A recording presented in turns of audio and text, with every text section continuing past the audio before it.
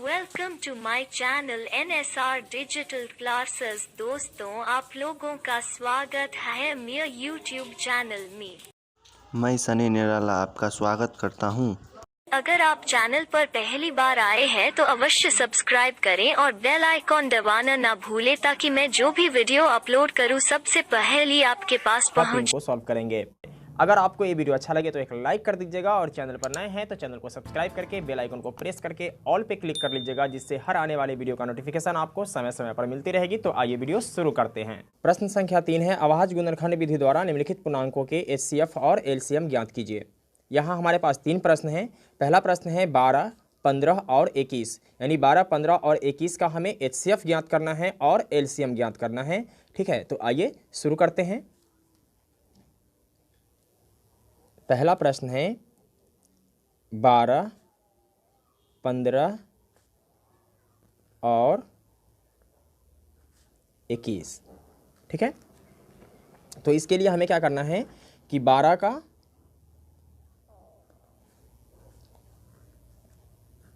15 का और 21 का गुणनखंड करना है। ओके, तो यहाँ 2 से लगाएंगे, 2 छक 12, ठीक है, 2 तिया 6 और 3 एकम 3। यहाँ 3 से लगाएंगे तो 3 पचे 15 और 5 से लगाएंगे तो 5 एकम 5, और यहाँ 3 से लगाएंगे तो 3 सत्ते 21 और 7 से लगाएंगे तो 7 एकम 7। ओके, इसके बाद क्या करना है कि हमें लिखना है 12 का गुणनखंड क्या आया, 2, 2, 3 और 1। ठीक है, तो 2, 2, 3 और 1। इसके बाद 15 का, तो 15 का है 3, 5 और 1, 3 गुने 5 और 1। ठीक है, इसके बाद 21 का, तो 21 का 3, 7 और 1, 3, 7 और 1। ओके, तो हमें ज्ञात करना है इसका HCF। इसलिए HCF बराबर क्या होता है कि जो तीनों में मिलता है ना उसी को हम क्या कहते हैं, HCF कहते हैं। तो यहाँ तीनों में क्या मिल रहा है, ठीक है, 3 जो है ए इसमें भी है, इसमें भी है और इसमें भी है। ठीक है, तो HCF क्या हो जाएगा 3, और एक और भी संख्या है, क्या है, 1 है जो तीनों में मिल रहा है, इसलिए 3 गुने 1 बराबर क्या हो जाएगा 3। एक आंसर तो मेरे पास ए हो जाएगा। इसके बाद आगे बढ़ेंगे और LCM ज्ञात करेंगे। LCM, तो LCM ज्ञात करने के लिए क्या करना होता है कि जो तीनों में मिलता है ना उसको पहले लिख लेते हैं। ठीक है, तो 3 मिल रहा है, 1 मिल रहा है, और जो नहीं मिलता है उसको भी लिख लेते हैं। तो यहाँ 2 नहीं मिल रहा है, ठीक है, इसके बाद A2 भी नहीं मिल रहा है, इसके बाद 5 नहीं मिल रहा है, और A7 नहीं मिल रहा है, तो इसको भी लिख लेंगे और इसको गुना कर देंगे। ठीक है, जब आप इस सबको गुना कीजिएगा तो ए आ जाएगा 420। गुना करना तो आप लोग जानते ही होंगे। ठीक है, जब 10th में पढ़ते हैं तो गुना करना हर हाल में आना चाहिए। तो इस प्रकार LCM का भी आंसर निकल जाता है। अब आगे बढ़ते हैं और इसी प्रश्न के प्रश्न क्रमांक 2 को देखते हैं। तो दूसरा प्रश्न है 17, 23 और 29। ठीक है,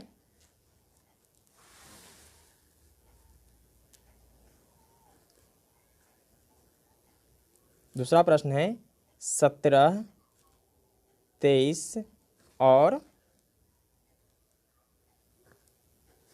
29। ओके, तो 17 का गुणनखंड करना है, इसके बाद 23 का गुणनखंड करना है और 29 का गुणनखंड करना है। ठीक है, तो यहाँ 17 जो है वह किसी दूसरी संख्या से नहीं कटता है, इसलिए हम इसमें क्या करेंगे कि 17 से ही लगा देंगे। ठीक है, 17 एकम 17। 23 भी किसी दूसरी संख्या से नहीं कटता है, तो 23 एकम 23, और 29 भी किसी दूसरी संख्या से नहीं कटता है, तो 29 एकम 29। ठीक है, इसके बाद क्या करना है कि 17 बराबर लिख देना है 17 गुने 1, 23 का लिखना है 23 गुने 1, और 29 का लिखना है 29 गुने 1। इसके बाद हमें निकालना है HCF। क्या निकालना है, HCF। तो जो तीनों में मिलता है वही इसका क्या होता है, HCF होता है। तो तीनों में क्या मिल रहा है, एक मिल रहा है, तो HCF हो जाएगा एक आंसर, ठीक है। इसके बाद LCM निकालना है, तो LCM बराबर क्या होता है कि जो तीनों में मिलता है उसको लिख लेते हैं, ठीक है। इसके बाद जो नहीं मिलता है उसको भी लिख लेते हैं। तो 17 नहीं मिल रहा है तो 17 लिखेंगे, 23 नहीं मिल रहा है 23 लिखेंगे, और 29 नहीं मिल रहा है तो 29 लिखेंगे, और इस सब को गुना कर देंगे। जब आप इस सब को गुना कीजिएगा तो ये आ जाएगा 11,339, यही मेरा आंसर हो जाएगा। तो आप लोग गुना करना तो जानते ही होंगे। अब आगे बढ़ते हैं और इसी प्रश्न के भाग संख्या 3 को देखते हैं।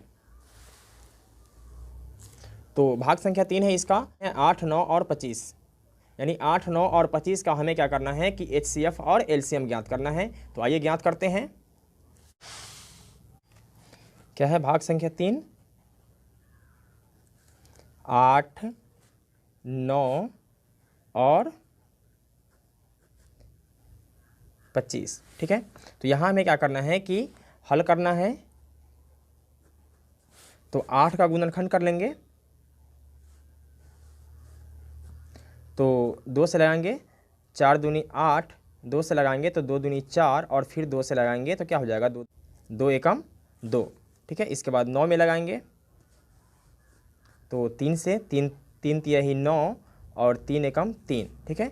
इसके बाद लगाएंगे 25 में, तो 5 से लगा देते हैं, 5 पच्चे 25 और 5 एकम 5, ठीक है। इसके बाद क्या करना है कि 8 का जो गुणनखंड आया है उसको लिखना है। तो 2 गुने 2 गुने 2 और गुने क्या है 1। इसके बाद 9 का लिखना है, तो क्या है 3 गुने 3, 3 गुने 3 गुने 1। इसके बाद लिखना है 25 का, तो क्या आया 25 का 5 गुने 5 गुने 1, ओके।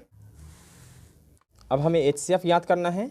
तो HCF बराबर क्या होता है, जो तीनों में मिलता है, ठीक है। तो तीनों में क्या मिल रहा है, एक मिल रहा है, तो इसका HCF क्या हो जाएगा, एक आंसर हो जाएगा।